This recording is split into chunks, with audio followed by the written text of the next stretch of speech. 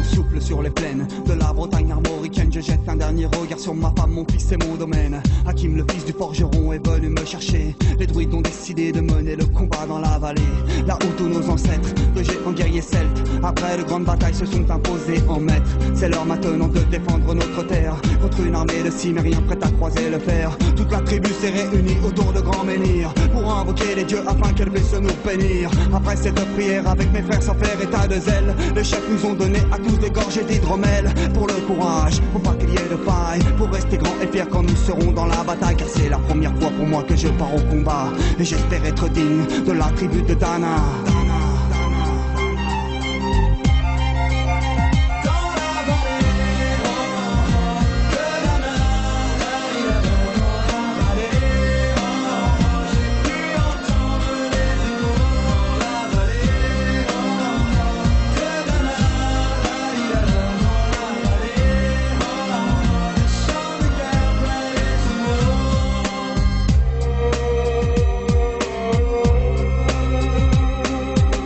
Quelques incantations de druides et de magie, toute la tribu, le glaive en main, courait vers l'ennemi. La lutte était terrible, je ne voyais que des ombres, tranchant l'ennemi qui revenait toujours en surnombre. Mes frères tombaient l'un après l'autre devant mon regard, sur le poids des âmes que possédaient tous ces barbares. Des lances, des haches et des épées dans le jardin d'Éden, qui écoulait du sang sur l'herbe verte de la plaine. Comme ces jours de peine où l'homme se traîne à la limite du règne, du mal et de la haine. Fallait-il continuer ce combat déjà perdu?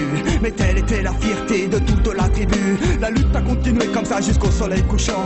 De férocité extrême en plus d'acharnement. Fallait défendre la terre de nos ancêtres enterrés là, et pour toutes les lois de la tribu de Dana.